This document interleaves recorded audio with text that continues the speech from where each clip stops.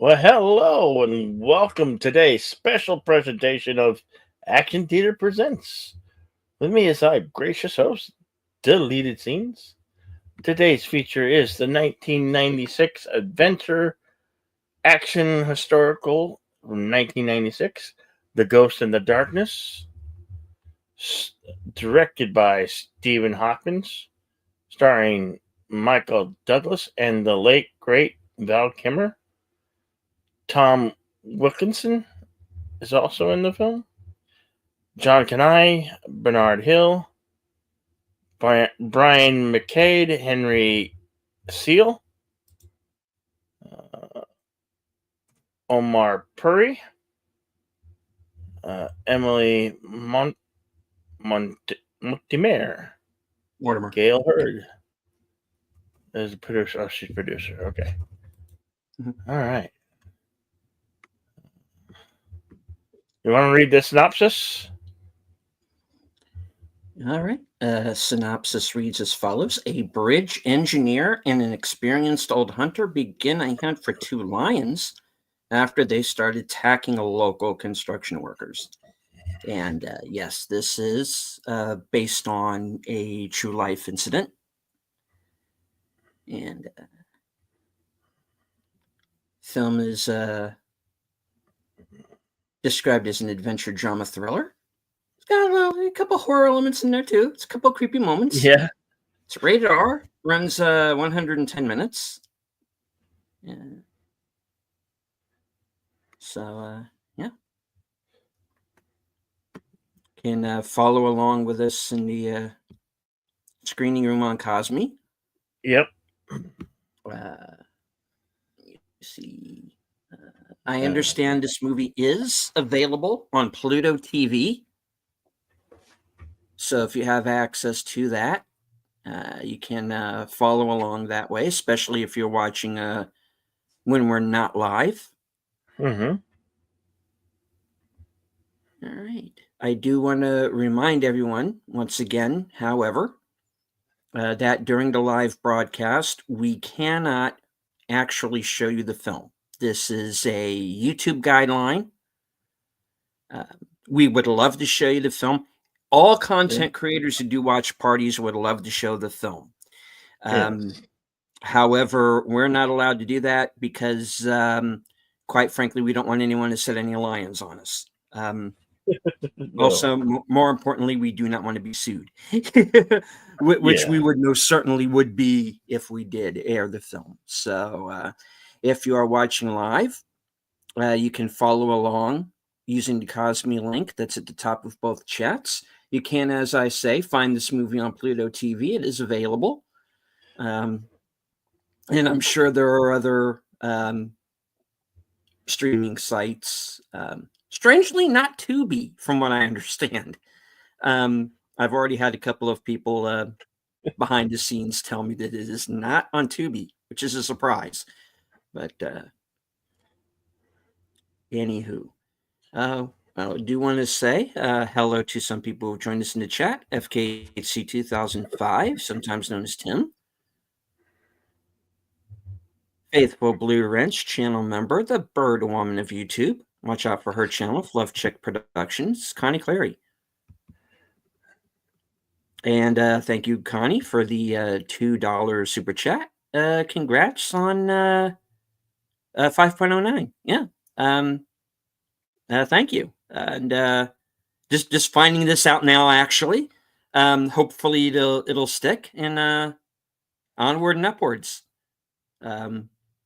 This is the immediate goal is 5,100 and 6,000 by the end of the year, and eventually 100K.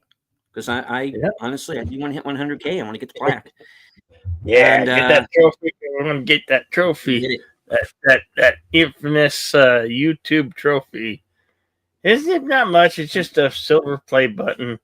Don't know if it's real silver, but it's just like to to be in the elite to get one of those. But that's that's the one goal that we're working for. It is.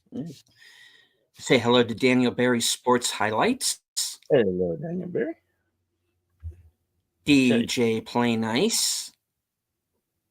Hey, DJ. Good to see you, man. Venom Bite is with us. All right. All right. Dino got the silver one over a year ago. Right on. Congrats, Dino. Cool. All right. All right. You guys ready? Let's kick the tires and light the fires. Here we go. 5, 4, 3, 2, go.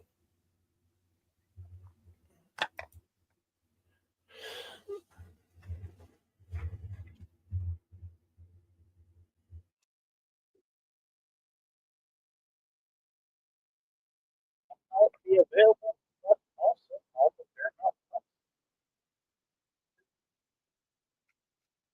Paramount logo.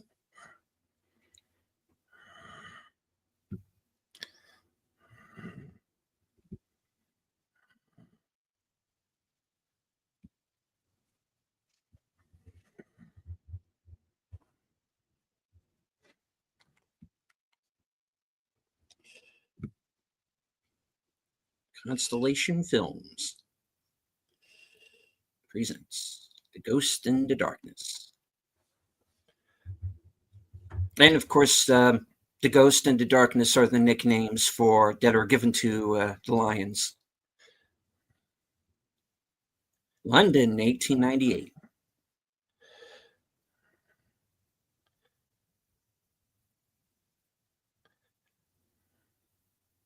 Opening with Val Kilmer as Colonel John Henry Patterson.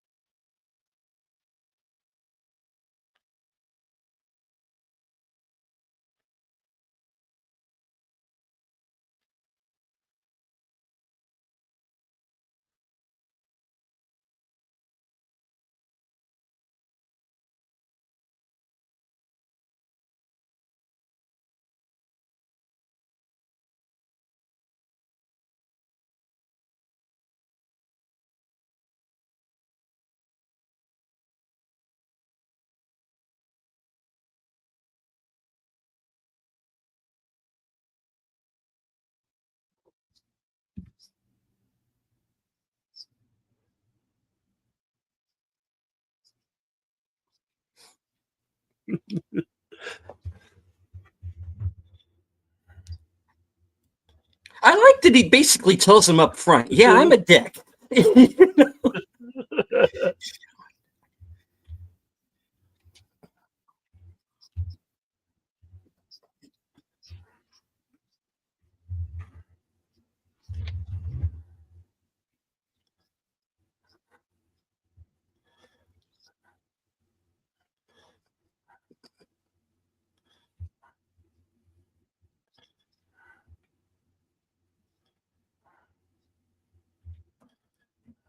No problem.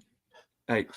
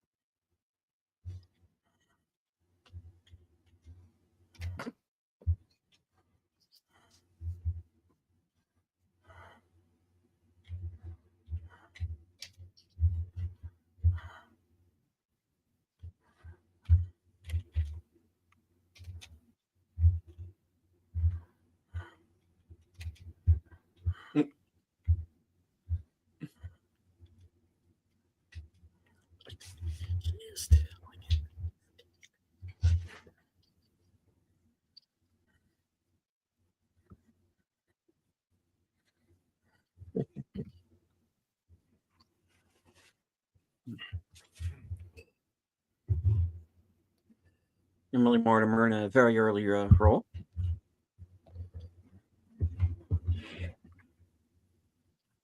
Hello, Venom Bite.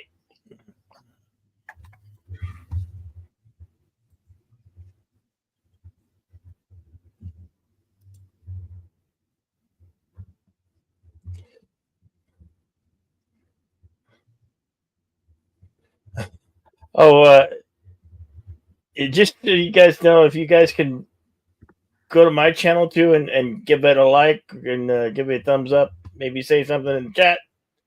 that'd be oh, yeah. Bloody well splendid as well.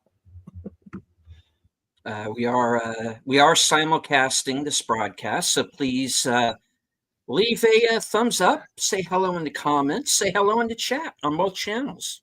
Be much appreciated.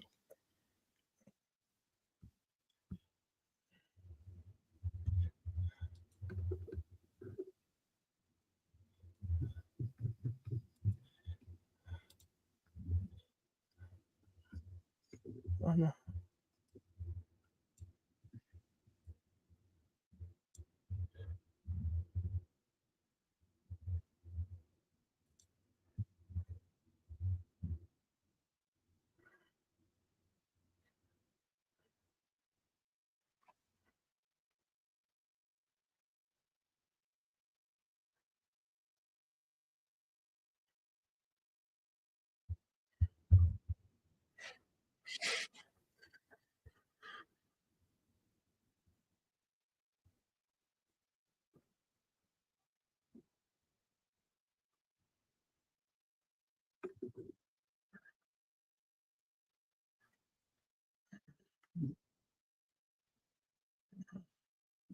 Brian McCarty, you might remember from Rob Roy and Speed 2.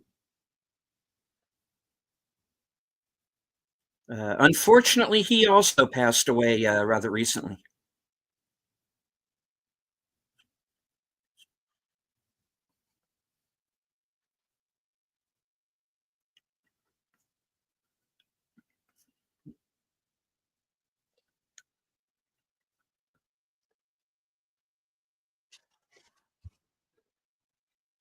You know, when these actors are no longer with us, it make you, when you go back and look at their bodies of work in the showbiz and the film industry, and you realize how you know good they are in their craft, and how good these movies really are. You know, appreciate it more.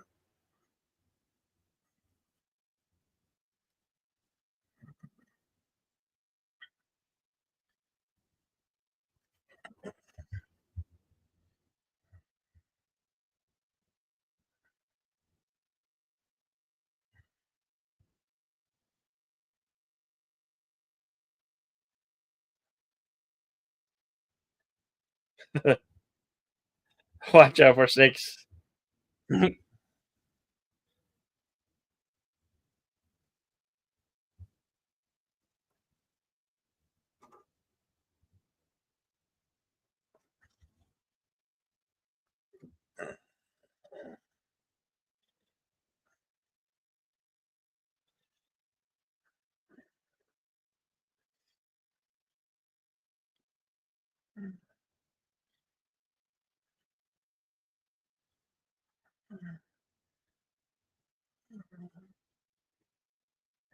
Experts and scientists alike have always said life started and began and originated from the continent of Africa. Africa is the mother to all.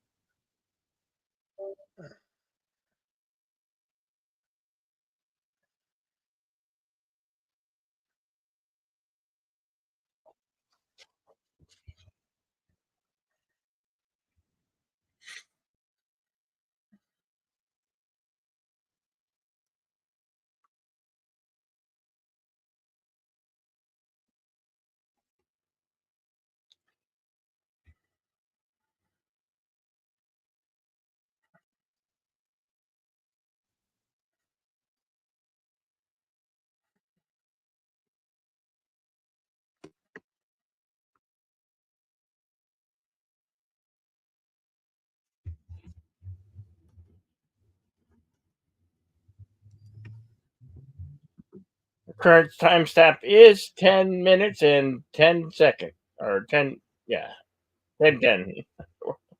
That's what it was.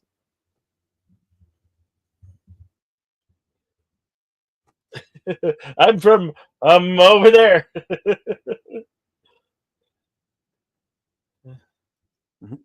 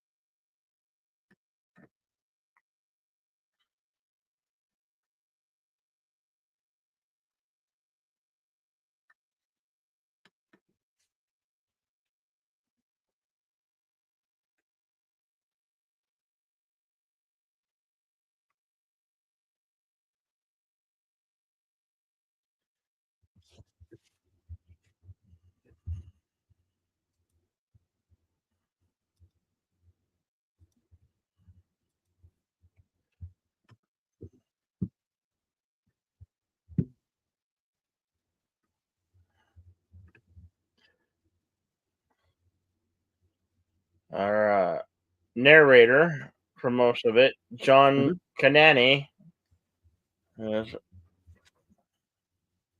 he gives a good narration for the film. Mhm.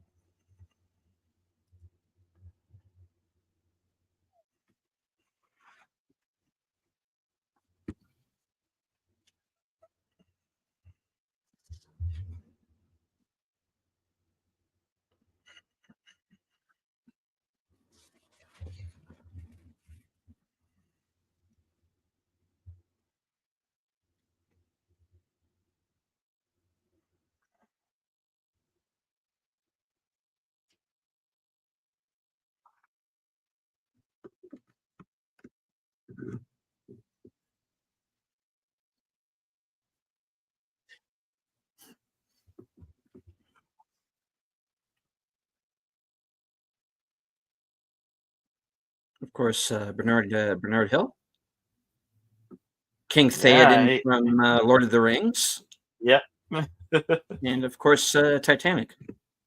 yeah. He was the captain who went down with the ship. Yep. A lot of people hate James Cameron's Titanic. It's, I guess it's got to be like a 50-40 split or something. You either hate it, can't stand it, or you like it.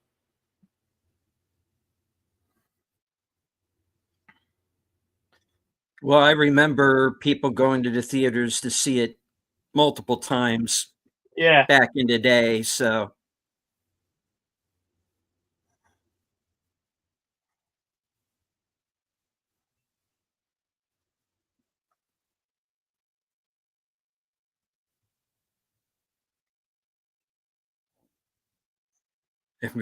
yeah. Mhm.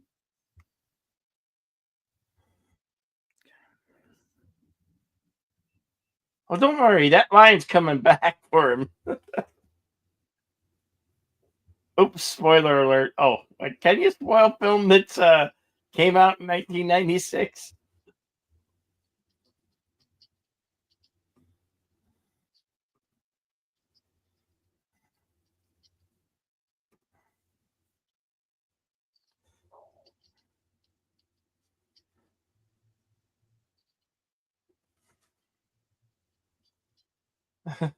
Took out a little donkey.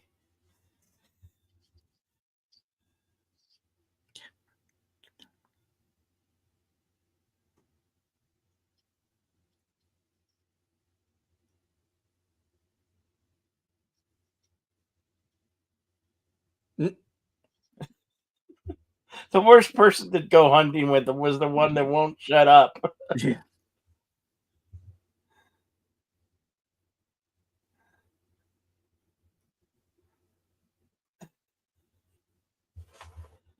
Lions can climb, you know.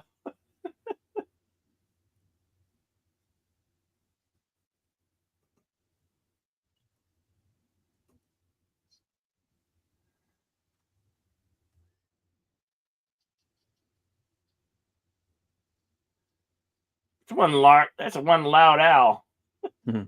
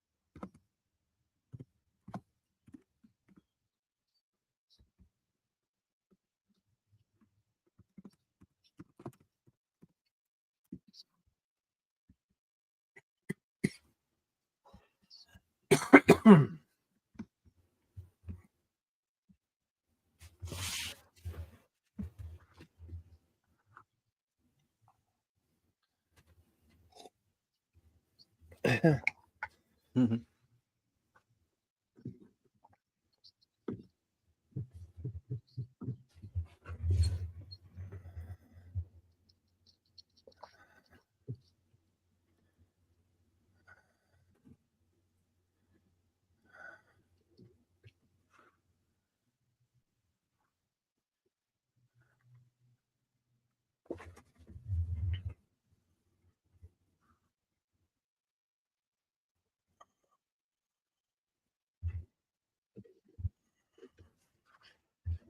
And Henry If he looks familiar. You might remember him from the Shaka Zulu miniseries. It was very popular at the time, mid 80s. Looks like he's got some permanent war paint scarification. Maybe could be makeup too, but yeah. Shaka Zulu, yeah. Which I do recommend seeing if you can find it. I gotta hand it to the filmmakers of this film. I mean, they got the periodic clothing seems just top notch and like historically accurate, and like even the railroad, and they did such a great job.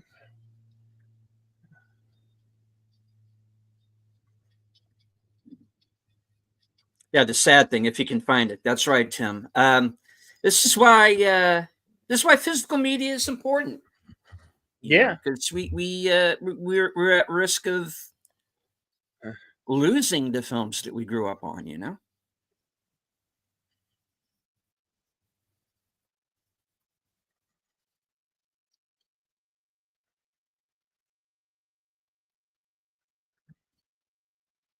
Wow, that is a huge steel beam. How much would you say that steel beam would weigh? If somebody could find out how much that one steel beam would weigh, let us know if you guys could find that out. I'm kind of curious now.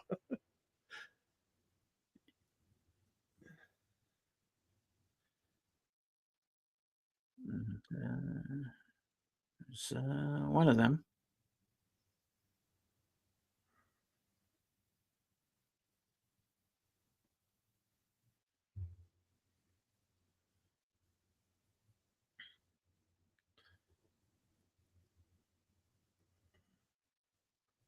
Those are some serious claws. Definitely would ones that shred, kind of shred.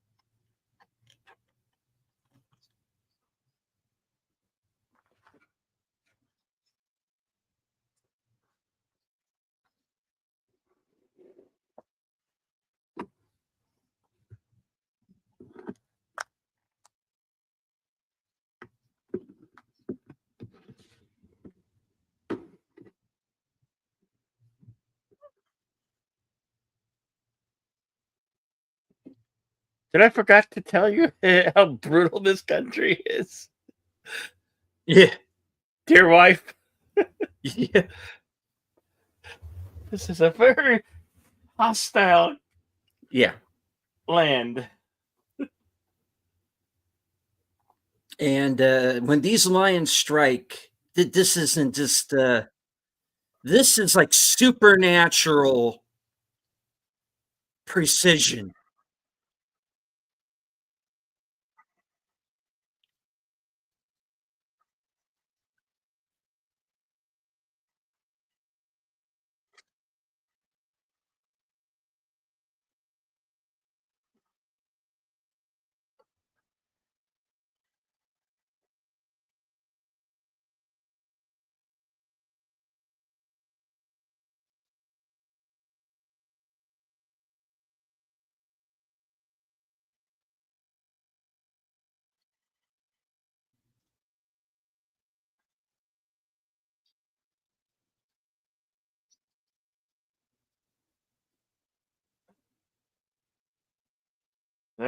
Went the foreman.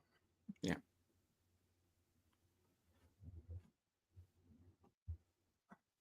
Of our first casualty of the film.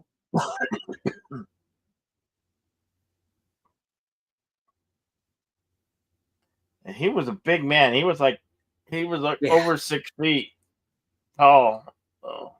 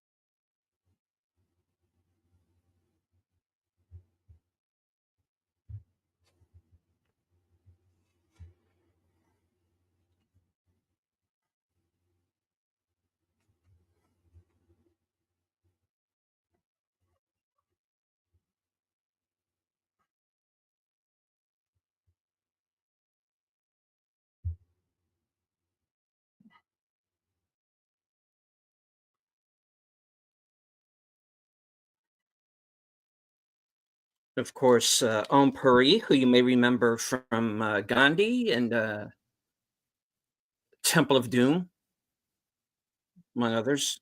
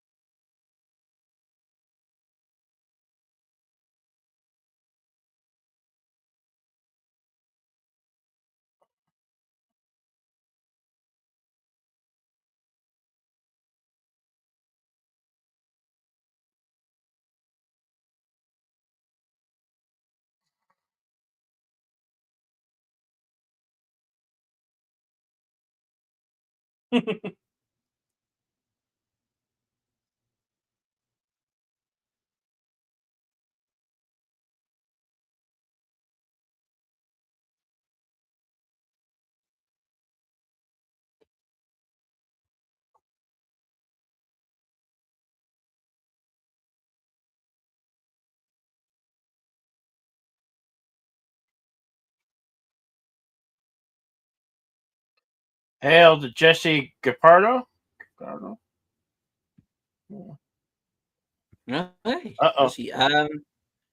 Join us in the Cosme Room. We are 30 minutes and 15 seconds into the Ghost into Darkness. And actually, this is a good point in the movie to join in because it's pretty much hell on wheels from this point on.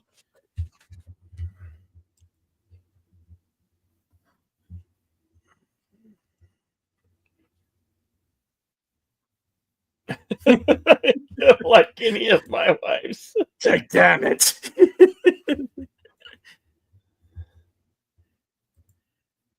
I long to be free. Give us free.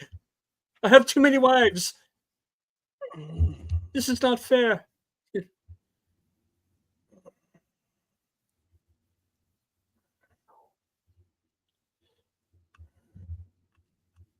No. The whales, another story.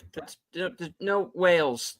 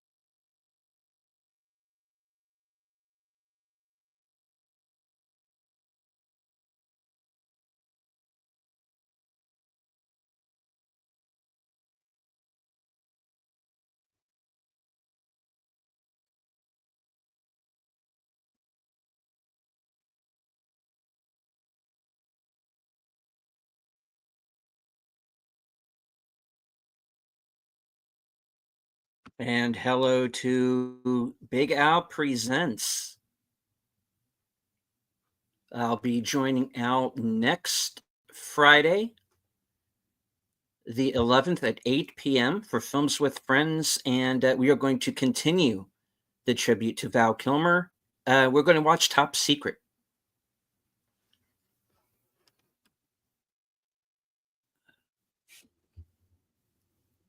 Yep, that's about where I first saw Val Kilmer in that film. That was like his first major film appearance. I fell in love with him right away. I mean, he made that movie. So funny, so classic.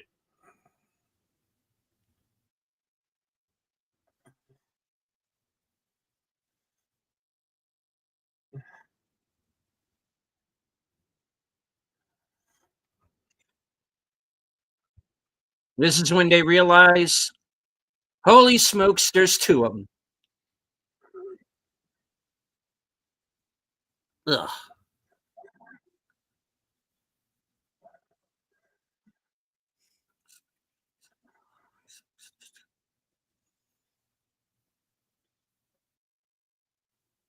The lion killed the one guy with 1 pounce.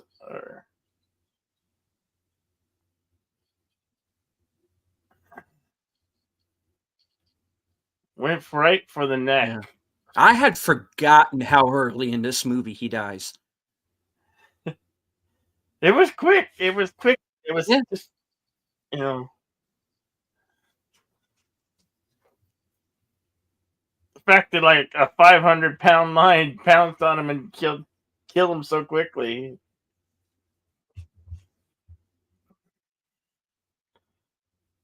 You saw that in real life. I could see the reason why the natives would be terrified and scared of that. You know, you say to yourself, this lion ain't messing around.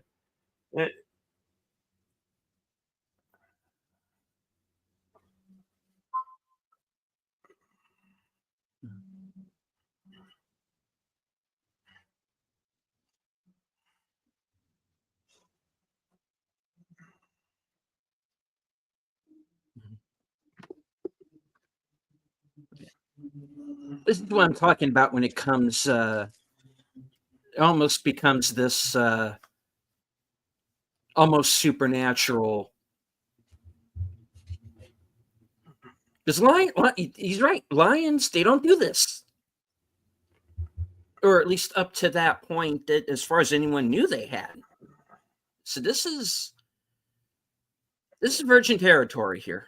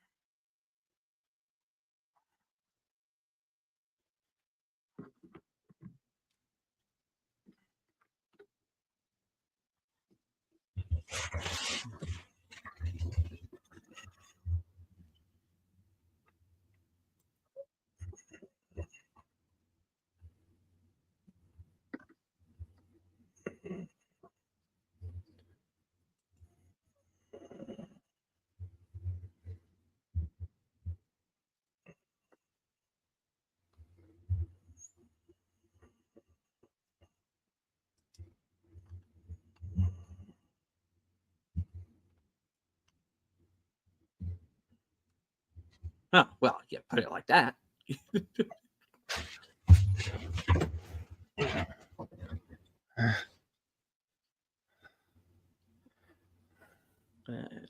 She says, Bill, I got a chance to take a picture of the teenage tiger to feel the power and the strength of the animal. Yeah.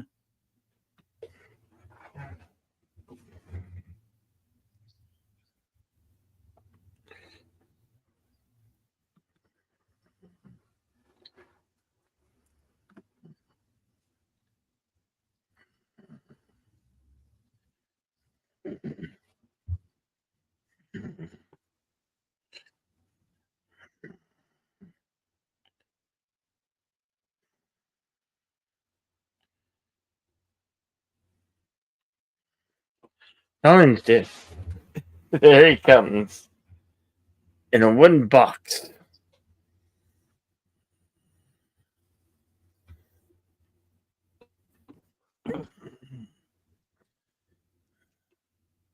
He spotted.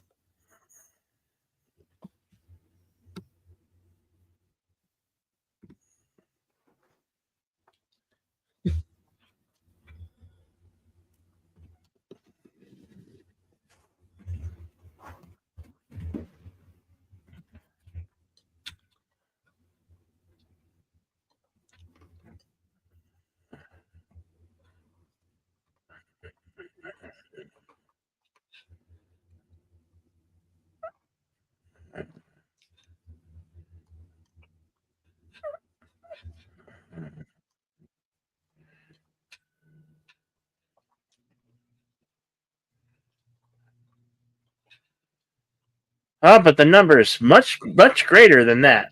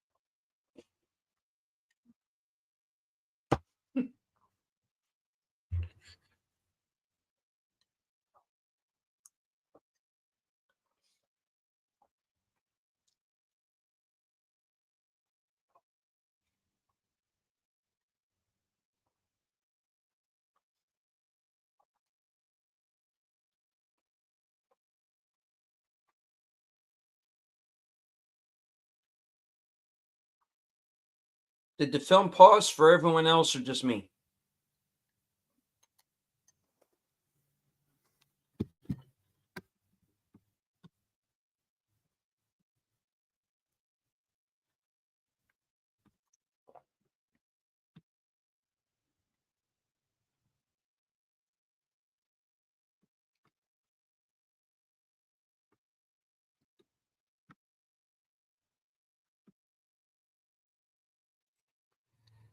Okay. It seems we have lost Bill momentarily. Everybody, please let me know who's watching the film right now along with us. If oh no, okay. Well, all right.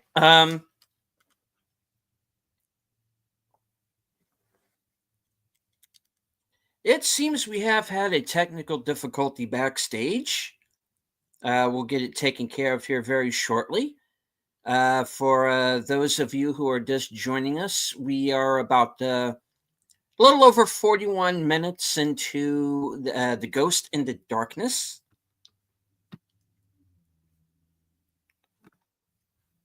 Go ahead and say hello to people joining us here on Cosme, including Connie and Tim. The Cosme link is at the top of both chats. The spirit of the Salo strike again. So it would seem.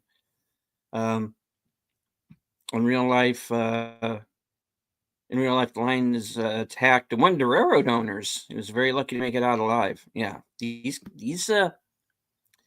lions, if I remember correctly, in actual life, killed like 135 people. So yeah, we're still. It was not a situation one would want to find themselves in.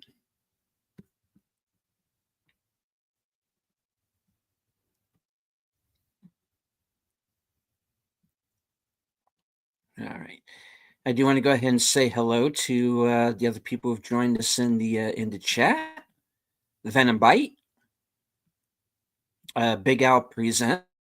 Of course, as I said earlier, I'm going to be joining Al next Friday at 8 p.m. for Films with Friends, and we're going to be watching Top Secret.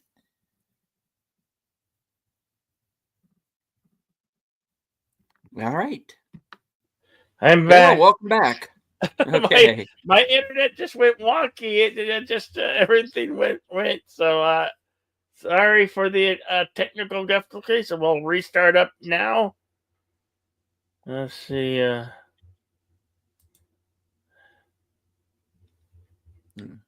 thought it was me for a minute. Like, oh, I'm alone. Okay. Well, while Bill's getting us booted back up, I'll just say hello to the rest of the people who've joined us. And Chef Jessica Harda, of course. I said hello to Connie and Venom Bite now. Tim's here. DJ Play Nice. Daniel Bear Sports Highlights. All right. And I backed it up a little bit. So okay.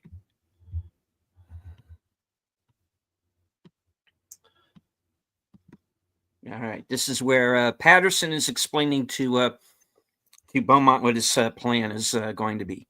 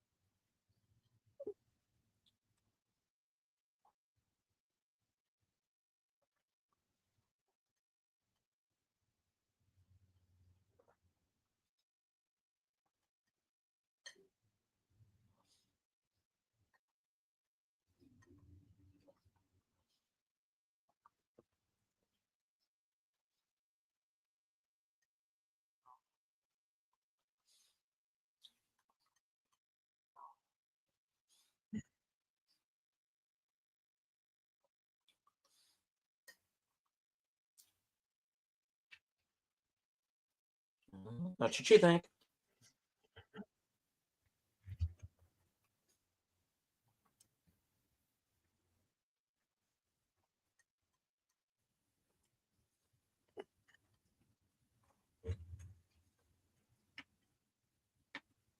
Hmm.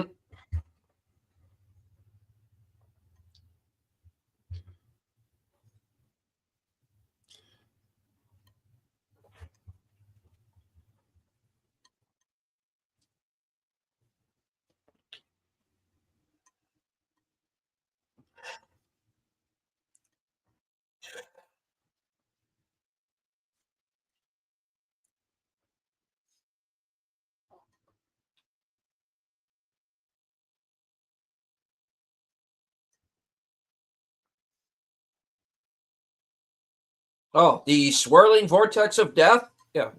Yeah. Yeah. Sometimes even though we think our internet's good, sometimes it tends to cut out from time to time. Sometimes they're working on the stuff and it doesn't happen too often, but it does from time to time.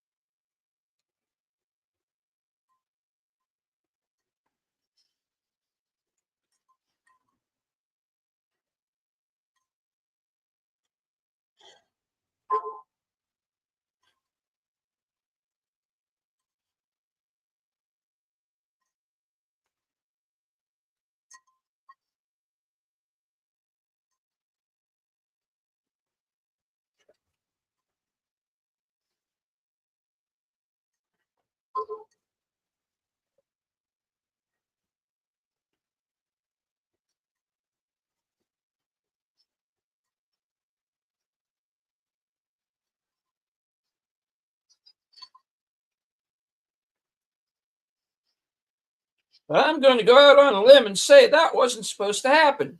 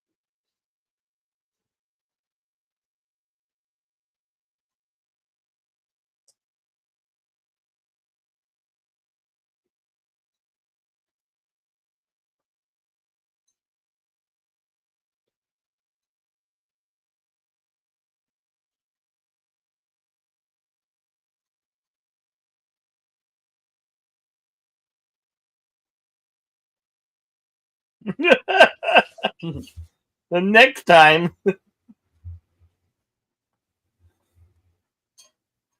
the devil has come to Savo.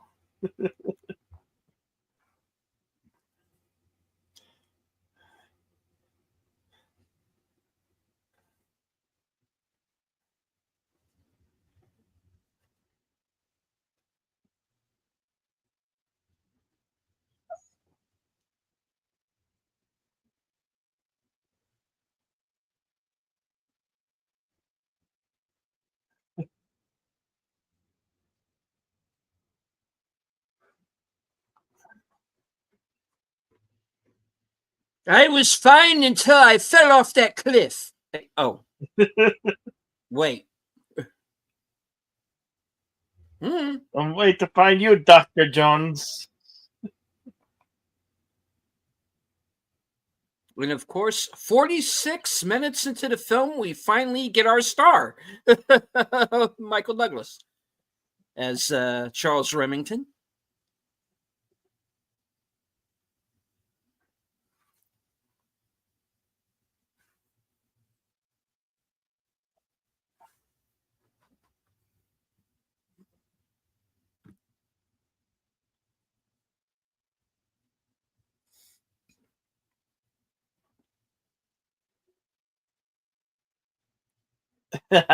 Yeah. Such a great performance with Mr. Douglas.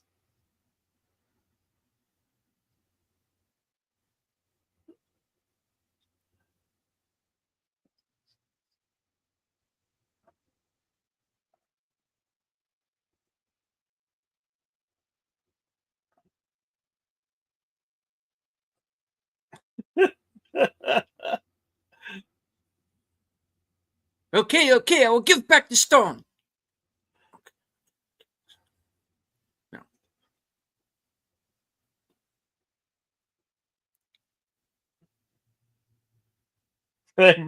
Jim, I blame the white man. Oh, yeah.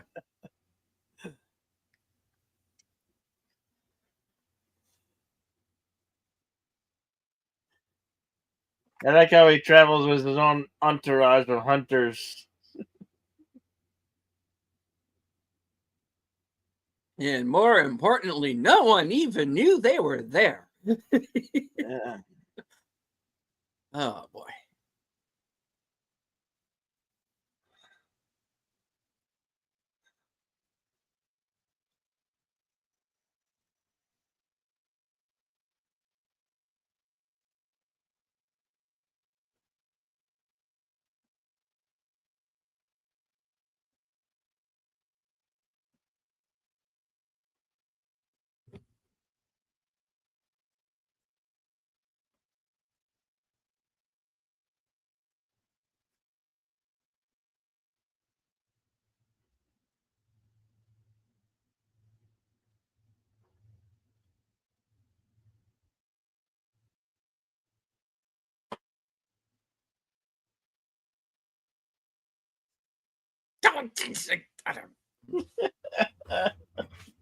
Did not ask.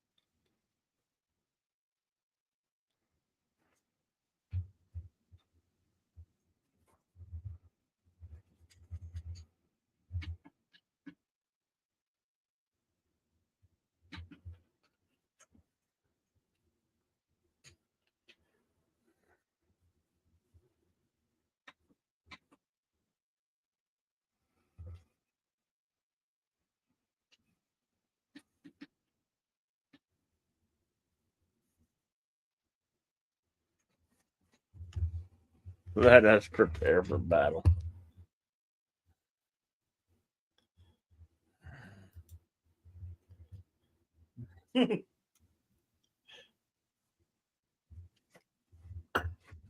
I need a medic over here. No, you guys are fine. I need a medic.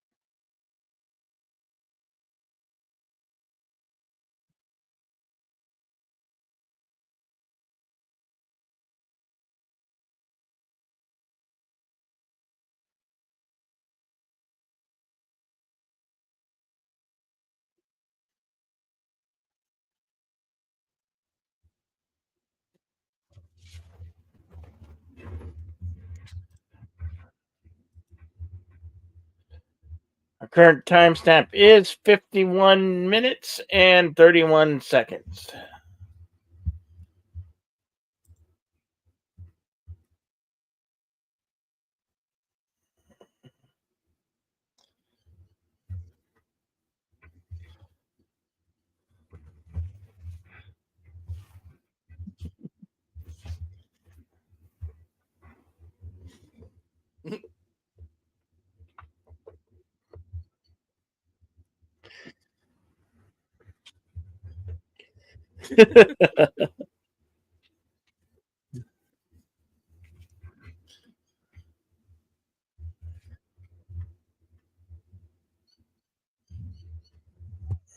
I don't. I was made out of spare parts.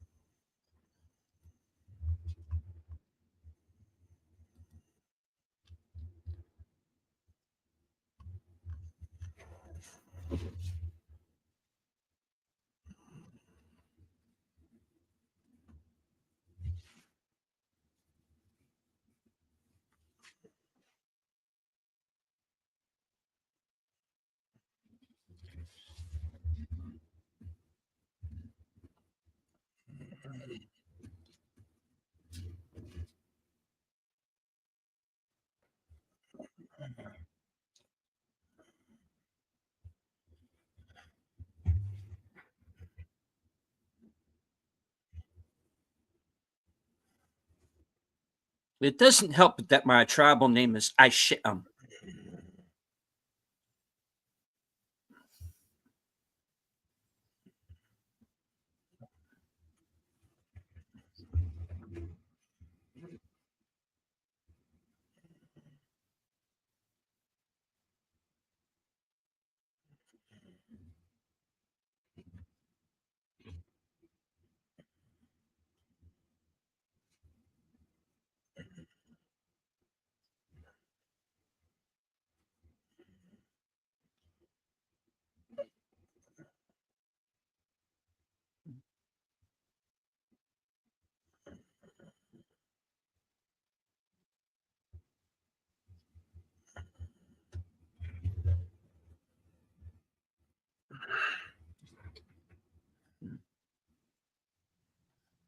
And of course, later on, this is going to prove to be a mistake.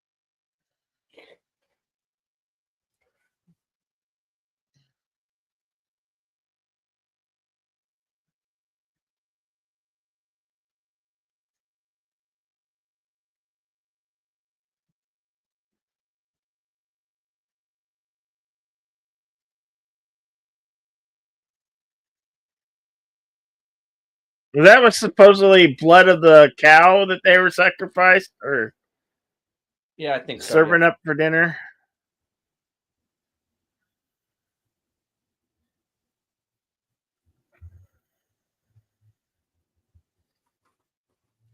Well, cost you 10 head of cattle, right? 9 head of cattle. Okay.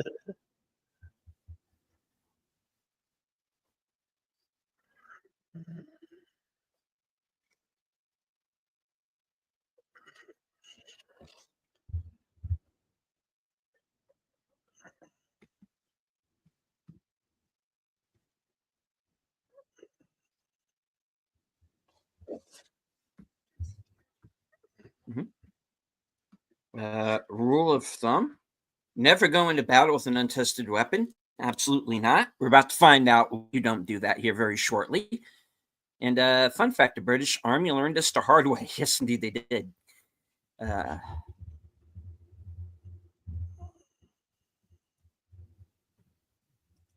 Jesse says weirdest Indiana Jones crossover.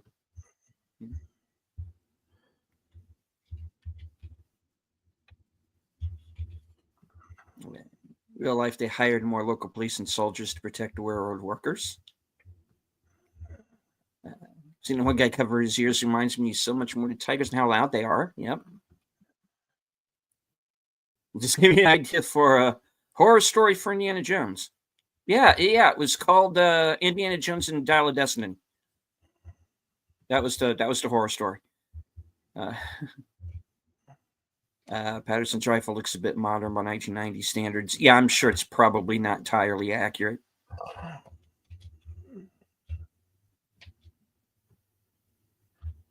Surprised he never made a Val Kilmer Indiana Jones. Well, I don't know. What do you think of that, Bill? Do you think he would have made a good Indy, or? Who, Val Kilmer, or? Yeah, he's going. He says Val Kilmer. Yeah, that's the question in the chat. Maybe. Yeah, maybe. Michael Douglas sure could have been an Indiana Michael Jones. Douglas would have been good. Yeah. I mean, he would have been different, but he would have been good. And in Romancing the Stone, he kind of is, you know, up to a point.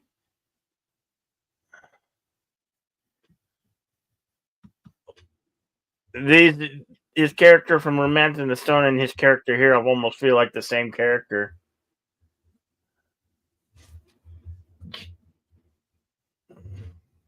Yeah, it's probably where he'd be. Yeah.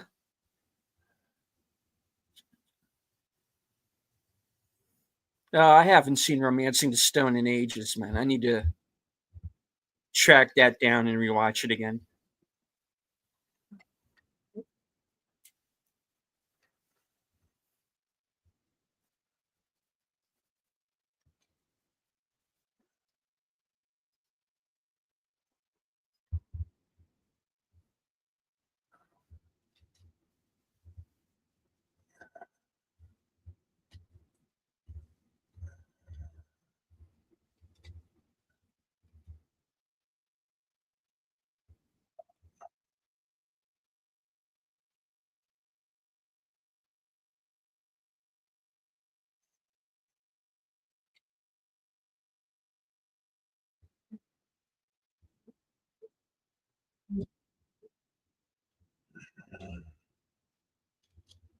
Get the zebra getting the hell out the way.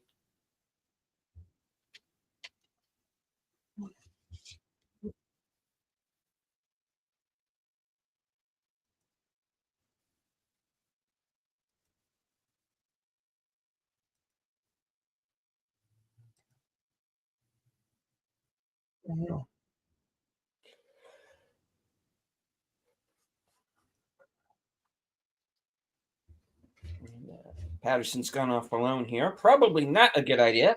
No, most definitely not a good idea. Whoops. Why did that happen? Why?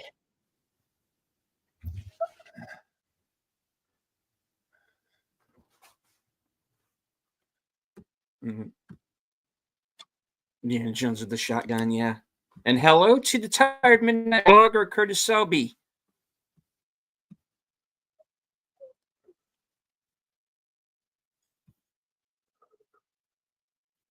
All right. I do want to remind everyone that we are simulcasting on both of our channels. So please also head on over to Bill's channel and say hello and say hello in the chat and in the comments and drop a like.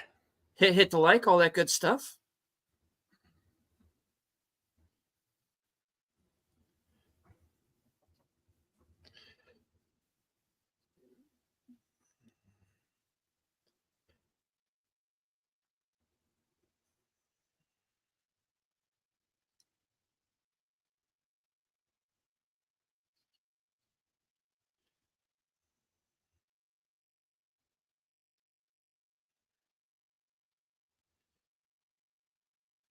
It makes me think, did the doctor remove the firing pin and intend for this guy to be killed?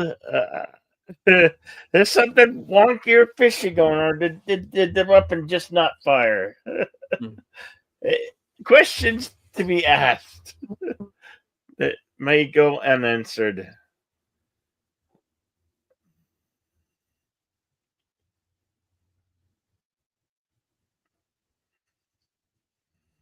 It does seem odd.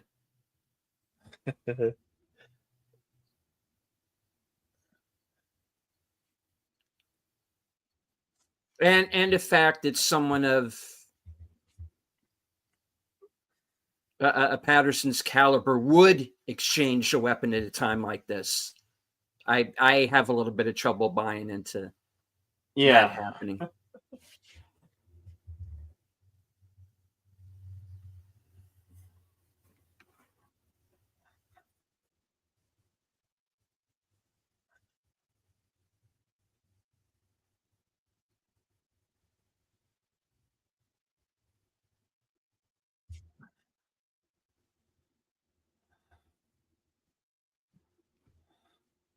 Jesse has a theory. Says, personally, I believe the doctor didn't take care of his rifle properly since he was busy with the patients. Yeah.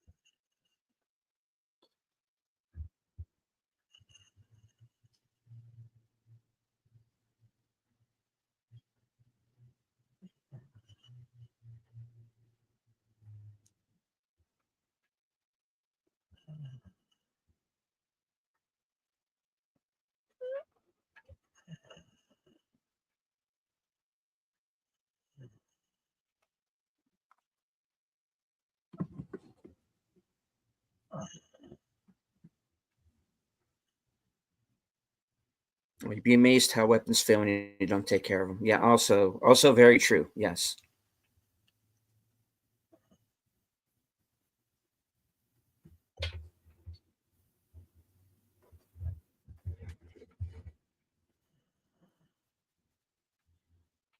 Those of you joining us, timestamp is 1 hour, 4 minutes, 30 seconds.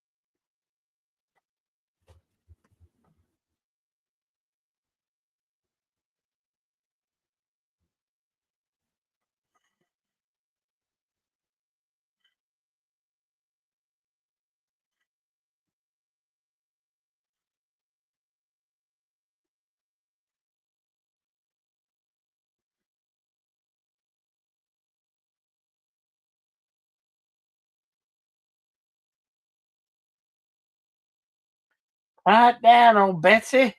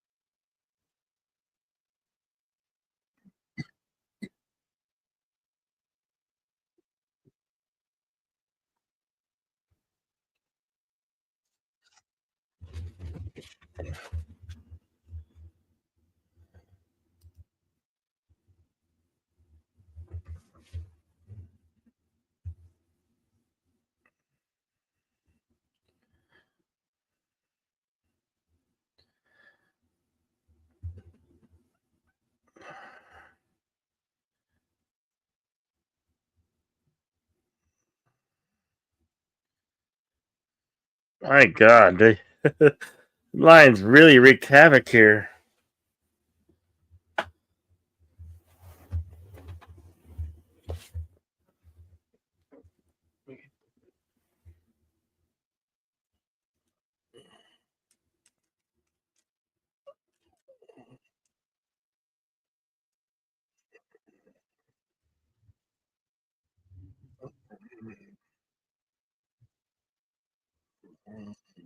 Hawthorne's gone. The workers are now spraying.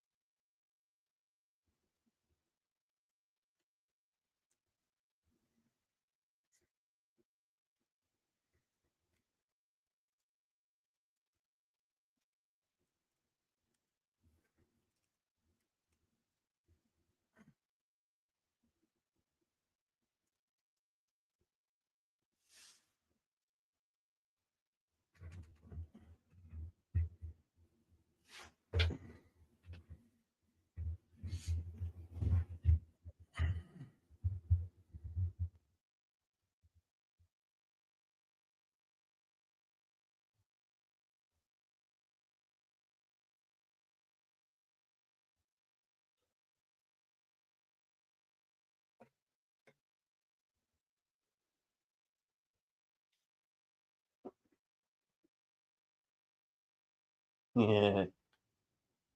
He's waiting for you to say that.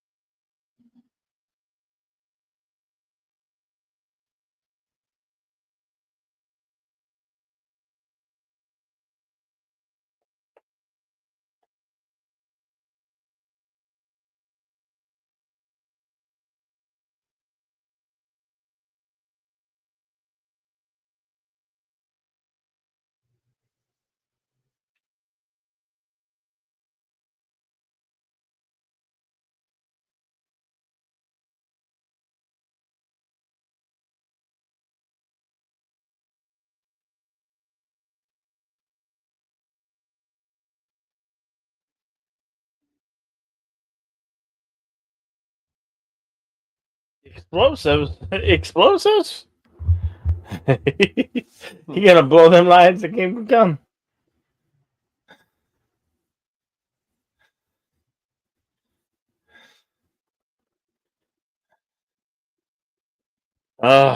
The cave of the cave of bones, right? Mm-hmm.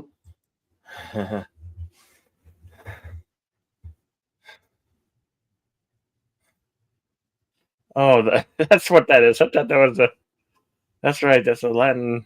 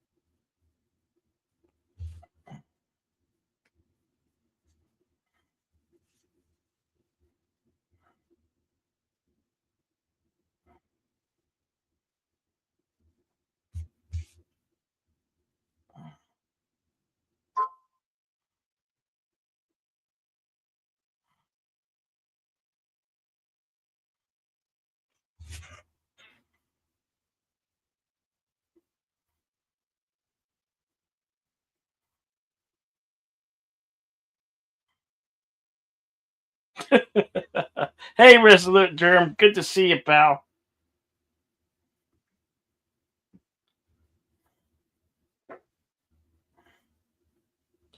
We are currently at 1 hour, 21 minutes, 15 seconds.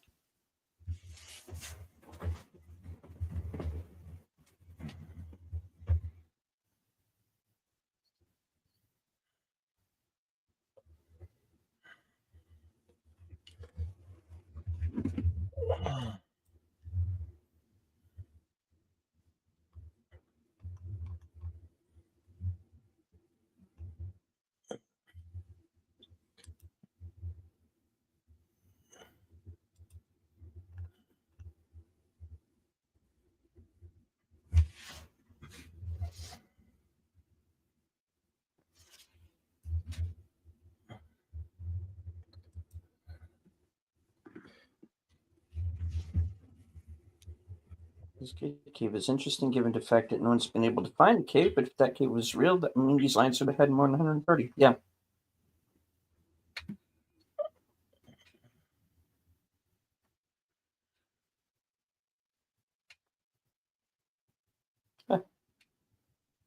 Okay, Resolute Germ. Can always catch us on the replay. Thanks for coming by.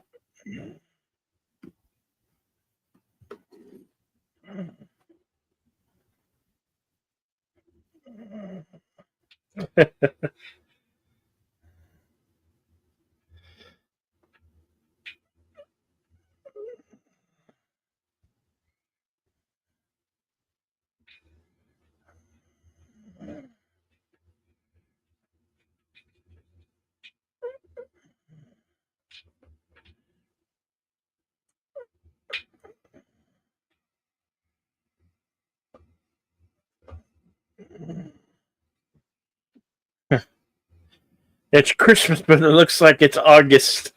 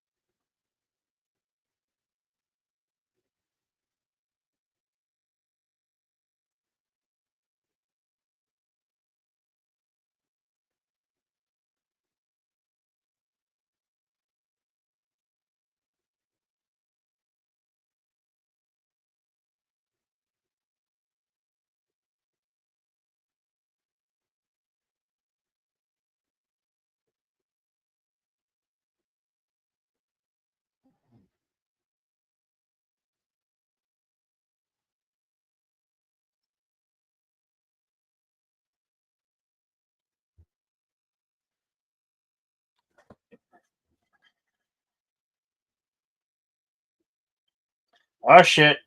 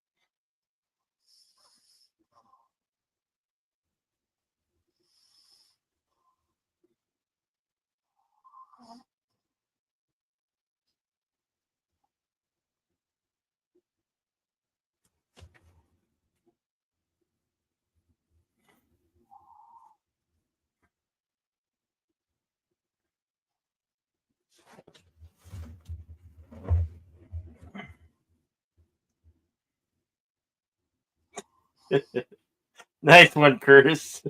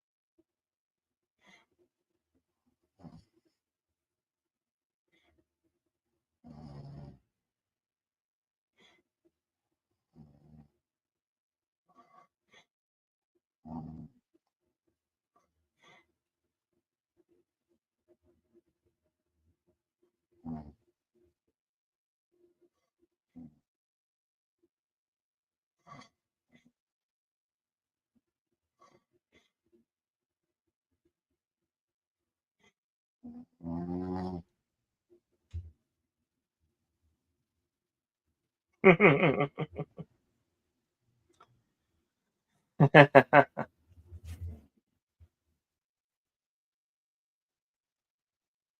should have warned you.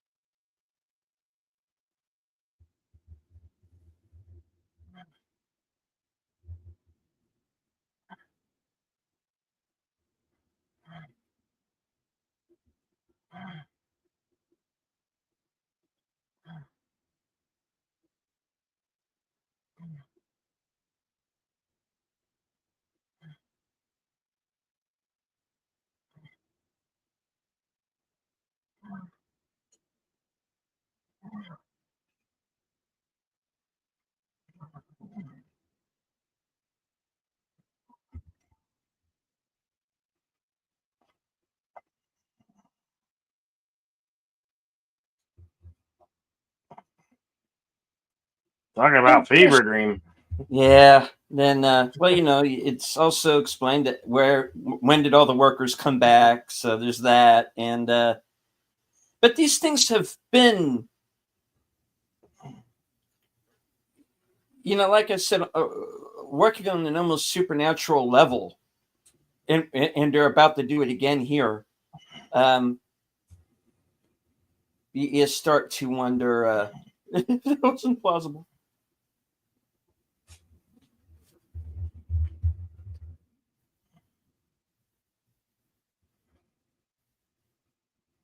Nope.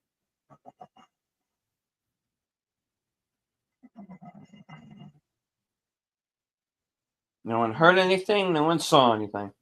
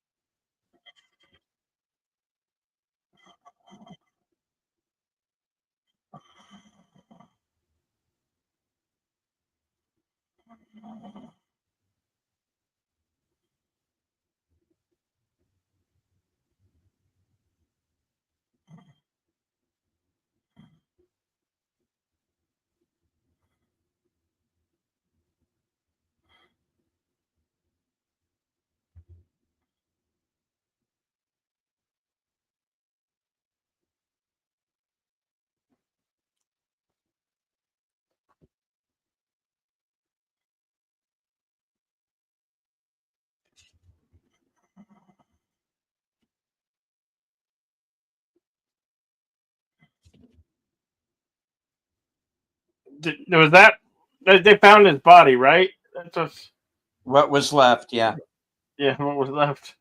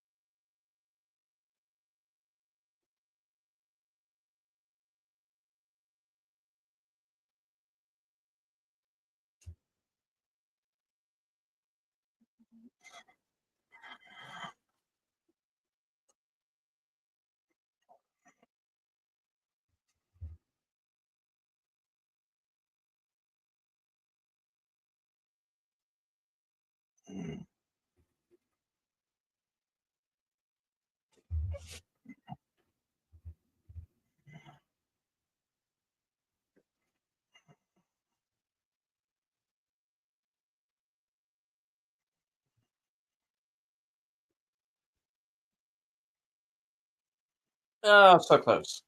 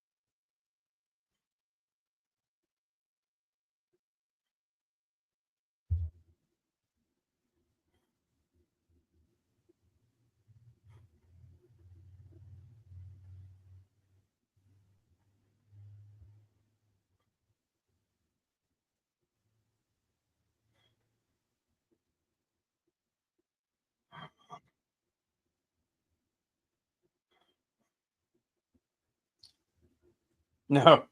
No. Yeah. Yeah.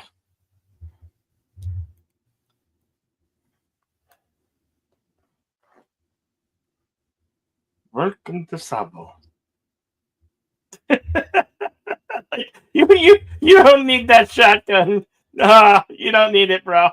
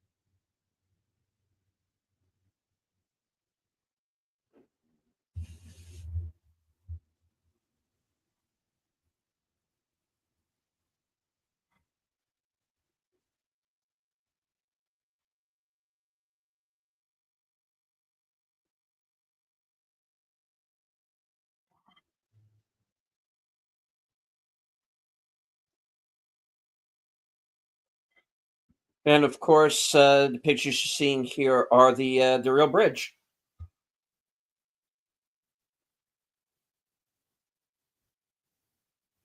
You're welcome, Curtis. No worries there.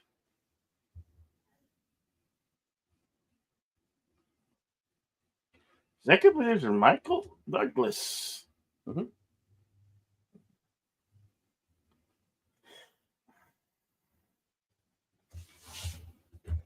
Would we like to consult the scrolls? All right. Let me read the page again real quick here.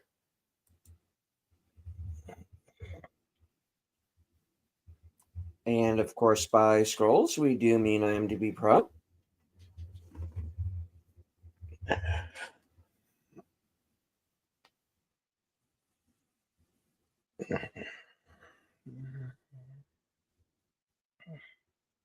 All right.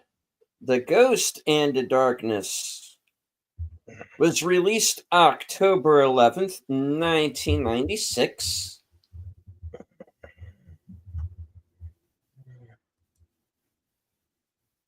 Budgeted at $55 million estimated, going on to gross $39 million. It won the Academy Award for sound effects editing. Was nominated at the 2020 Awards for Best Sound Design, Adapted Screenplay, and Musical Score.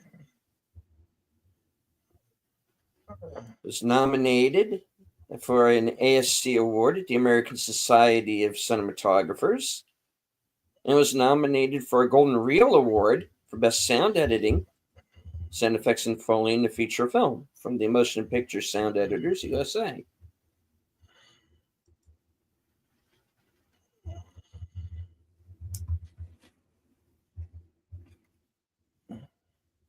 All right. Filming locations. It was a location shoot. The Sunny Mavello, which I probably mispronounced, Game Reserve in Mpumalanga, South Africa, and Tsavo National Park in Kenya.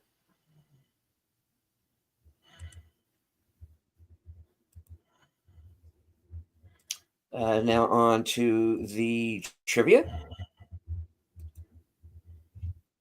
I guess those are the taxidermied lions in the Field Museum in Chicago. That's correct. They look. Why they look smaller compared? They don't. Yeah, they do look smaller. They were male. They were male lions, right?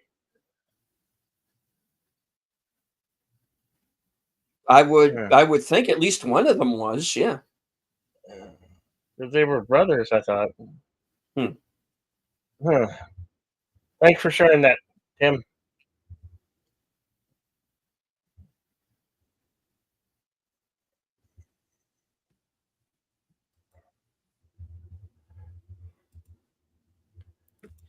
All right, on with the trivia.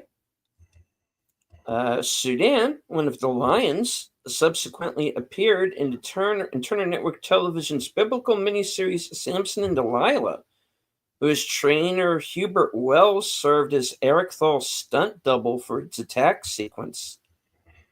Paul Sled Reynolds also trained Sudan for that production. Lieutenant Colonel Patterson owned the skins and skulls of the two Tsavo man-eaters. In 1924, Patterson sold them to the Field Museum in Chicago for $5,000. Only one scene uses a mechanical lion. All the other shots used 5 adult live male African lions, Bongo and Caesar in Clarington, Ontario, Canada's Bowmanville Zoo, Wutan and Roman of France, and Sudan Van Actors of Hollywood in Thousand Oaks, California.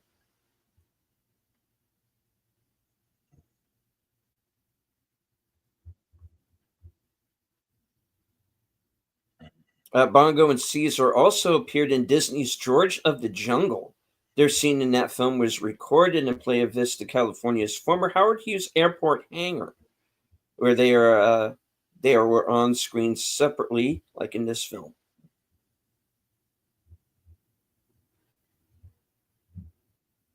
All right. The rifle used by Val Kilmer is a Lee Speed Sporter, more likely in a .303 caliber. Movie rifle is historically correct and most likely came from a South African movie prop supply house. BSA made these rifles from 1892 to at least the 1930s. And 303 7mm and 8mm BSA offered several different versions and options of these rifles. Determined least speed was used for commercial rifles. These rifles were mostly manufactured by the BSA company, who also made government rifles. The Lee Enfield MK1 Knoll being the most common. It had machinery in place to make sporting weapons. Appears to have a 26-inch barrel and is probably chambered for a 303 British that the BSA was now available in and was available in different calibers. The Lee Speed was popular with British officers and other hunters who wanted a fine rifle but couldn't afford the expensive double-barrel rifles made by Purdy and others. The Lee Speeds were also popular because they fired the British service round and had the same action as the Lee Enfield bolt-action rifle. In the primitive conditions of Africa in the late 19th and early 20th century, British Army was often the source of supply for hunters and colonialists. And let's see, which would have included spare parts and ammo. There were not many Cabela's sitting around the grasslands of Kenya. The location where the bridge was built is now called the Maneater's Junction, after the two lions. It is in Tsavo's East National Park in Kenya, about 200 miles, 300 kilometers southeast of Nairobi. Kenneth Branagh was approached to direct after the success of Henry V. Director Stephen Hopkins wanted his regular cinematographer Peter Levy to shoot the movie, but he was overruled by the studios and producers, who asked Vilmos Zsigmond to shoot it. Zsigmond said that he felt sorry for Hopkins because of this, and that their relationship on the movie started off with some distance between them. However, Hopkins grew to respect Zsigmond's work, and their relationship ended up being very positive. After a preview of the movie, Hopkins told Zsigmond that he thought he'd done as good a job shooting it as Levy would have, which Zsigmond took as a compliment. In the early 1990s, when Brian De Palma was chosen to direct the film, Kevin Costner was going to star as Patterson. When Bonfire of Vanities turned out to be a box office disaster, the studio withdrew their offer to De Palma, and Costner went on to do The Bodyguard. Despite having top billing, Michael Douglas doesn't appear on screen until 45 minutes into the movie. And this was Emily Mortimer's first movie. Hello to Enigma Severus. Rest in peace, Val. We need to see Tombstone soon. Yeah, we actually did Tombstone rather recently. Yes, we did. Rather, not very long ago. And Real Genius, we also did a very short time ago as well. I think last month we did Real Genius, or maybe might have been early this. Last month. Yeah. So. Yeah. All right. Let me.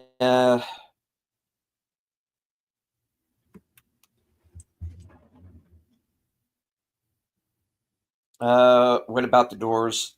That's one we could do. Top Gun. Yeah. All right. The theatrical trailer shows two alternate scenes. Alternate take and angle of the scene where Samuel says they are not lions, they are the ghost in the darkness. And an alternate close-up of angles of Patterson and Remington during the scene where they are preparing to trap for lions. And they're talking about how many people did the lions kill. And the making of documentary shows following deleted scenes. Samuel saying, if we stay, we will all die. It looks like this was part of the same alternate scene shown in the trailer. Samuel and Patterson standing on the bridge and looking at the jungle. When Samuel asks Patterson, do you know what Tsavo means? When Patterson says no, Samuel says it's a place of slaughter. Alternate and additional narration by Samuel about the story of the two lions, where he says, this is the most famous true story of Africa, but even now when children ask about it, you do not tell them at night. extended dialogue and scene where Remington and Patterson first meet, and Remington says one extra line, "Stay out of my way." The source book, The Man-Eaters of Zavo, is still in print over 100 years later, as its copyright is long expired. It can also be found at the Project Gutenberg site, complete with illustrations. Despite receiving a mixed critical response, the film won an Academy Award for sound editing for supervising sound editor Bruce Stambler and gained a cult following. The rifle that Dr. Hawthorne uses is a rare Farquharson rifle. A popular design in the late 19th century with British hunters. The Farquharson rifle design is still in use, most notably the Ruger No. 1 single-action shot rifle.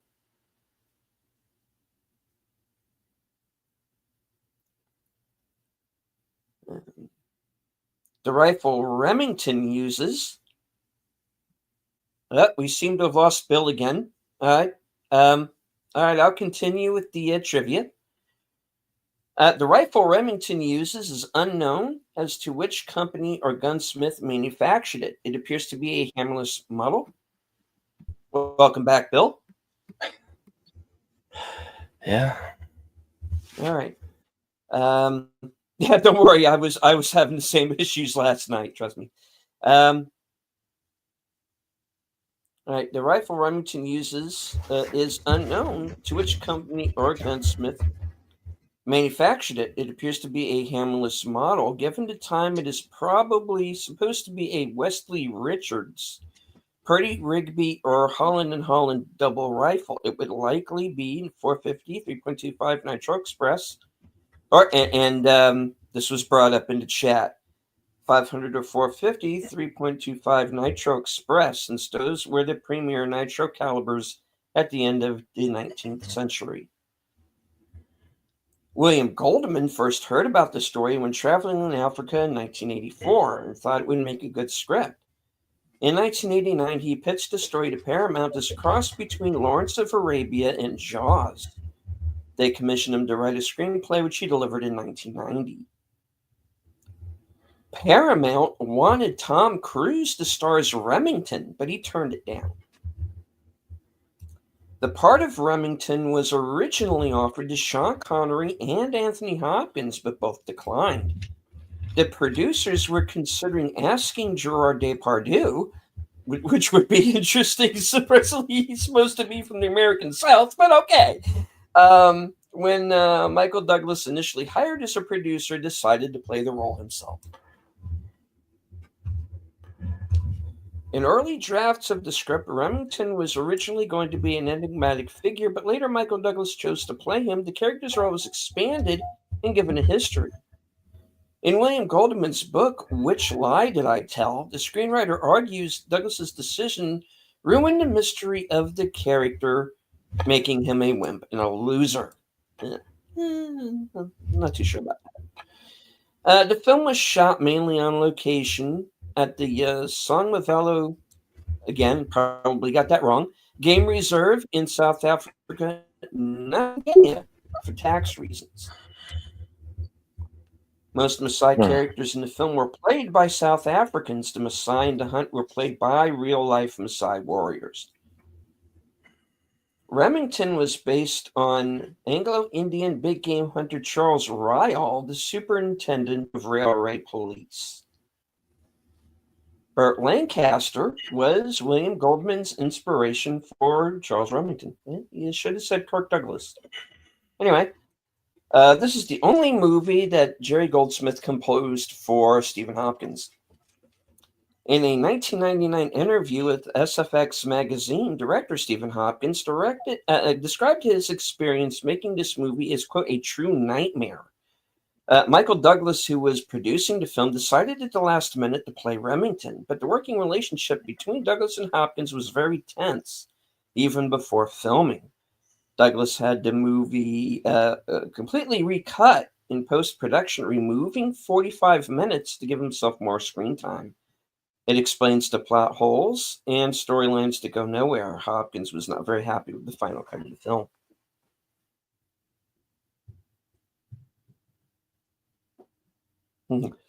Jesse says, LOL, the only reason why Tom Cruise turned down this film was because he wasn't jumping off of aircraft like he does in every Mission Impossible film. Well, the next one is coming up, and it might be his last one, so we'll see if he jumps off of any planes in that one. Probably does.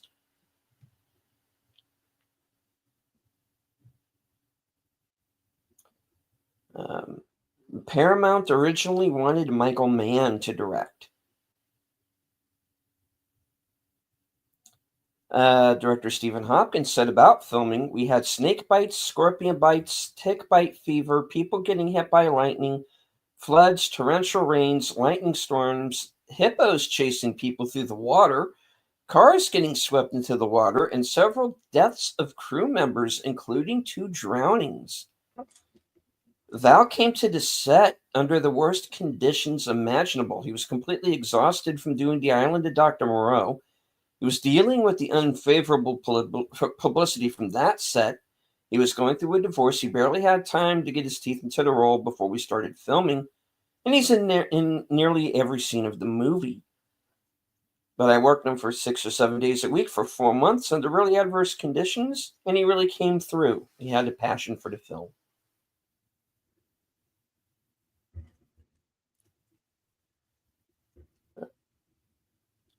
Director Stephen Hopkins said in a 1998 interview that the film was, quote, a mess. I haven't been able to watch it. Val Kilmer, who was a frequent visitor to Africa, expressed enthusiasm for the script, which enabled the project to be financed. Savo is the Akimbo word for slaughter. The region has been called a place of slaughter due to a history of warfare between the Maasai and the Akimbo. In Beaumont's office, a poster can be seen in the background promoting the settlement of British East Africa, which is a reproduction of an original, which can be found online. The posters features a remote rail station with a train. The surroundings are filled with humorous images of people being crushed by snakes and eaten by lions. While the poster was created before the man-eater event in Savo, the irony of the railway and the man-eating lions is rather poignant. The dangers of the East Africa Railway project were so notorious at the time, it became known as the Lunatic Express. Yeah. This is why there'll never be a remake. Probably not. Yeah. During the lion attack at Savo, one young engineer was killed when the lion leapt through a screened window into the railway carriage in which he had been sleeping. You okay there, Bill? Yeah. Okay, get some water, man. The lion dragged the body away, and it was found the next morning. The specially built railway carriage, which had many of the amenities now common in recreational vehicles, can be seen in the Railway Museum in Nairobi. Visitors can board the carriage and sit on a refitted bed where the engineer was attacked. Until the early 1980s, it was maintained in dark green livery with a plaque beneath the window through which the lion had entered.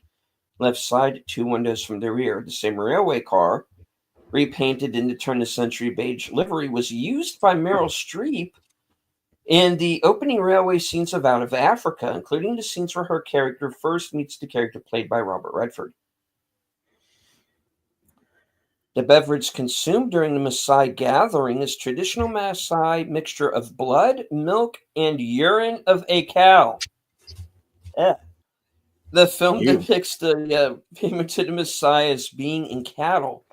This, along with goats, was a common form of payment among various tribes during that period. The Maasai, however, were only interested in cattle. According to their beliefs, the god Unagi gave all cattle to the Maasai. This being the case, they were known for stealing the cattle of other tribes, as the cows were assumed to be their property anyway. A small cave that served as the lion's lair was photographed when the lions had finally been put down and the location forgotten. It was not until the 1990s, a century after these events, that the cave was rediscovered after an extensive search. Some attempted to discredit the cave, saying that the human remains there were associated with natural deaths. But based on evidence from Colonel Patterson's account, this concept was later rejected.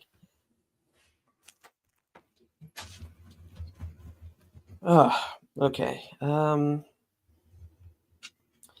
When Patterson takes his place on the platform, Samuel refers to him as Mazai. This is typically used when referring to an elder or someone old. While it could be unusual for an older man to use this when referring to a younger man, in this case, it was used as a sign of respect. When the first worker is dragged from his bed by one of the lions, others can be heard shouting Simba, Simba Kubwa. These are Swahili words for lion and large lion.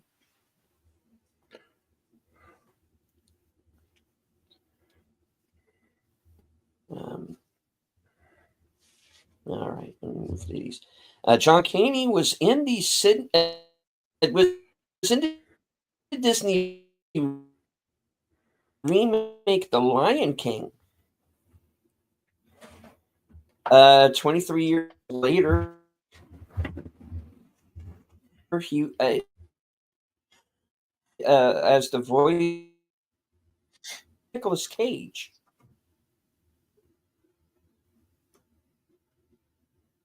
Robert De Niro was at one point considered for the role of Remington. In the movie, Mahina was an adult African man and the foreman of the bridge construction. In real life, Mahina was an Indian boy who served as Patterson's gun bearer.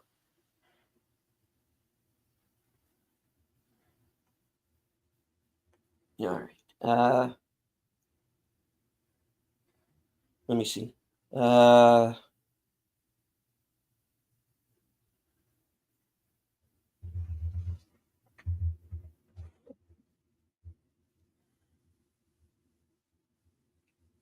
right. The three main leads have played characters in superhero movies. Val Kilmer played Bruce Wayne, aka Batman, in Batman Forever. Michael Douglas and John Caney are both in the MCU. Douglas in Ant-Man, Ant-Man and the Wasp, and of course since then Quantumania, and Avengers Endgame. John Caney was in Captain America Civil War and Black Panther as King T'Chaka, father of the main character.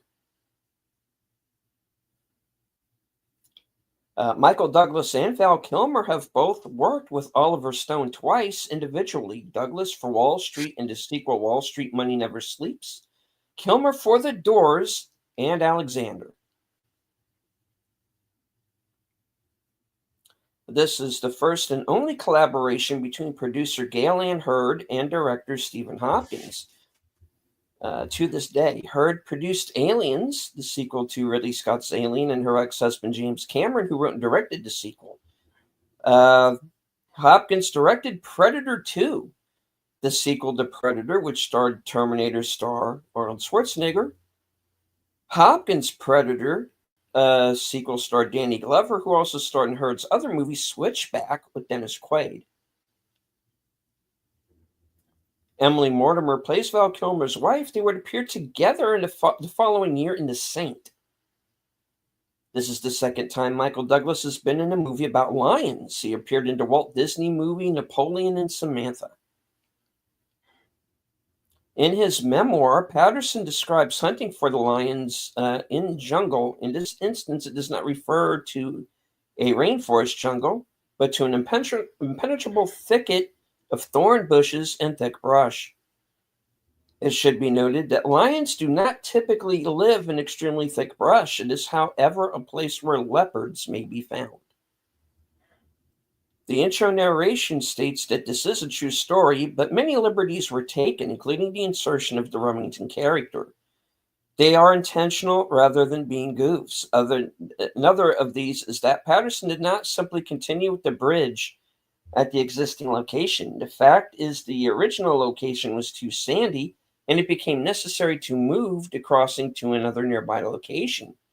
This caused a delay in completing the bridge by the intended time.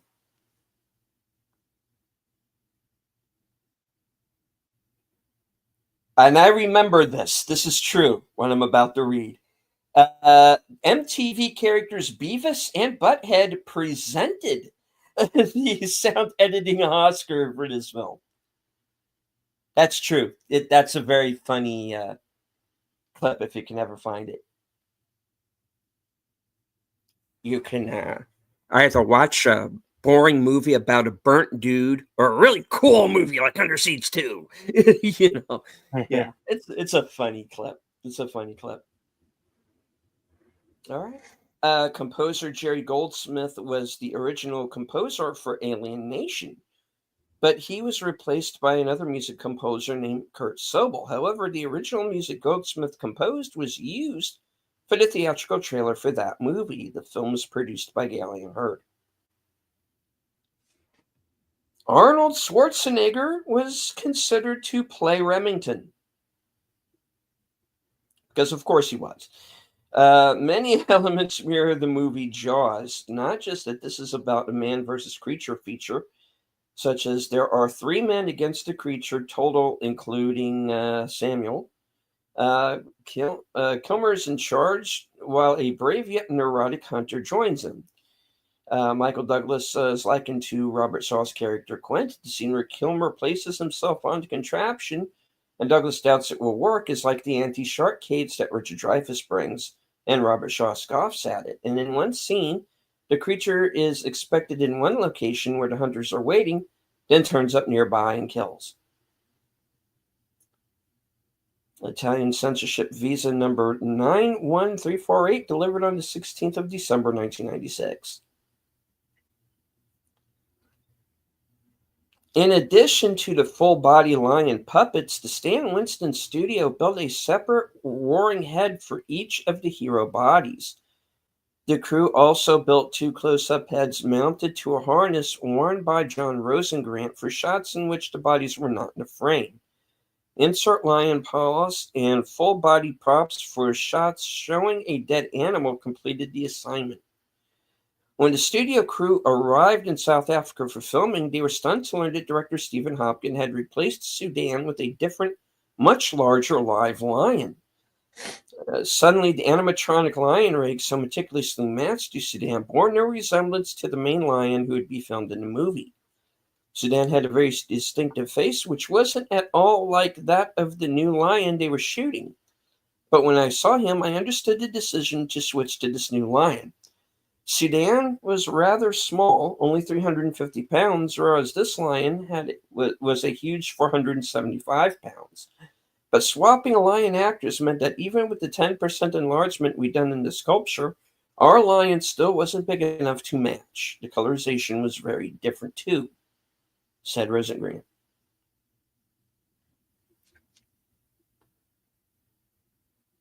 All right. The crew had confrontations with other wildlife on the game preserve as well, especially at night when searching for a bathroom with a flashlight in hand. They'd suddenly find themselves in the path of a running gazelle or wildebeest. The dangers lurked even at the hotel where the crew was staying.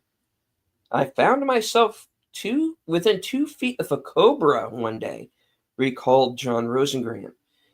I was walking from the pool wearing only swimming trunks and flip-flops in a pretty vulnerable state, and suddenly this thing rose and its hood opened. I froze. I remember thinking, I might actually die here in Africa at this hotel. I had no idea what you're supposed to do when a cobra confronts you, but I guess I did the right thing by freezing because the cobra relaxed and slithered away. I just slowly turned and walked back the way I came. Crew also battled the elements in South Africa, where temperatures routinely rose to well above 100 degrees. Thunderstorms hit frequently and suddenly, threatening to flood the savannah where the crew was shooting. More than once, the film crew had to pack up in a hurry, then gun the engines of their trucks, driving up muddy, slippery slopes to escape before the floodwaters rose. It would get so hot, there were times when we had to put blankets and ice over the electronics packages because they were overheating and malfunctioning, said Richard J. Landon, who was on the mechanical and puppeting crews. All right.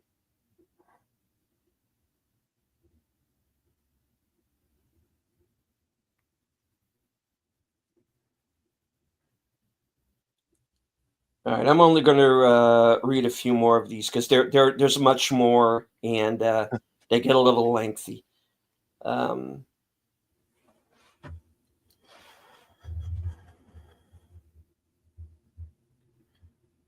right.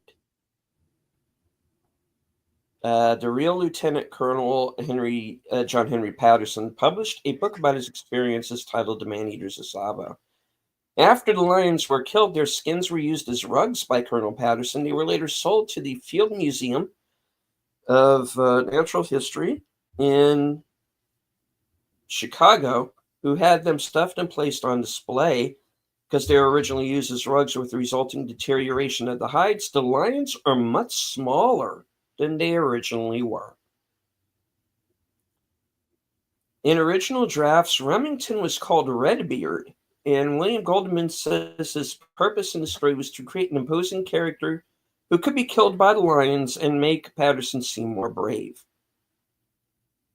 Patterson was not an engineer. He didn't design or draw any plans for the bridge. He was commissioned by the Uganda Railway Committee in London to oversee the construction of a railway bridge over the Savo River. According to the biography, his son Brian was born in 1909, hence his wife's arrival, holding son high, etc., is the screenwriter's addition to the film. The bridge was finished in February of 1899. Disease would have contributed to the lion's taste for human flesh. A rinderpest outbreak eliminated much of their usual prey. A cholera outbreak left the area with many shallow graves, which were easily dug up. Coupled with the lion's dental problems, human flesh was an easy target. When John and Angus are in the tree at night to sort out the lion problem, Angus tries to go back to his tent, to which John says to him, "You'll be dead before you even get to your tent. The lion will eat you." This foreshadows Angus's death later when the second lion jumps from a building and slashes Angus's throat. In one scene, a lion falls into a trap and 3 Indian hunters fail to hit it. Their rifles, even though it's so close they can almost touch it. In real life, 10 non-Indian hunters failed to shoot the trapped lion, which eventually escaped. When Samuel brings news of the train's arrival, Patterson responds with the words "Tatu Mwangu." This is Swahili for "my child." Oh boy. All right, like I said, there's a lot more. That goes into some detail about the making of. We would be here all night if I read the rest of them. So I'm going to close it out there. Check out the rest on IMDb Pro. The scrolls are closed. Very good, very good. We will be continuing our tribute to the late great Val Kilmer with Sundays Western Cinema presents Thunderheart, a thriller western that's modern. We hope you will come and check it out. Another suggestion by Mr. FKHT 2005, sometimes known as Tim. Be doing that. I want to thank you all for coming here. Just to remember, I'm a host too. So if you could drop by and give it a thumbs up, I appreciate it. But I appreciate each and every one of you for being here and joining us today. And remember to be excellent to one another. Party on, and we'll see you on the next one. All right. And once again, I would like to thank everybody who joined us here in both chats. Anyone who may have been lurking in the background, there's always one or two. It's quite all right. You don't have to engage with the chat just as long as you enjoyed the show. Hit the likes on both channels. Share out our streams, please. Say hello in the comments. I do want to remind anybody who is coming upon this on the replay, you can find Ghost in the Darkness for free on Pluto TV. I'm sure it's also available on other streaming services. There is a DVD that is available. So yeah, check it out. And once again, thank you to everybody who joined us in the chat. From HQ, our second home office in Arizona, and all points north, south, east, west, and beyond. Good night. Take care. Stay strong. Be safe and healthy, because this is how we win.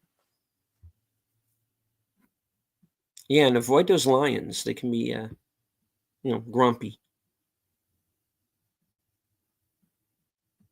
Yeah.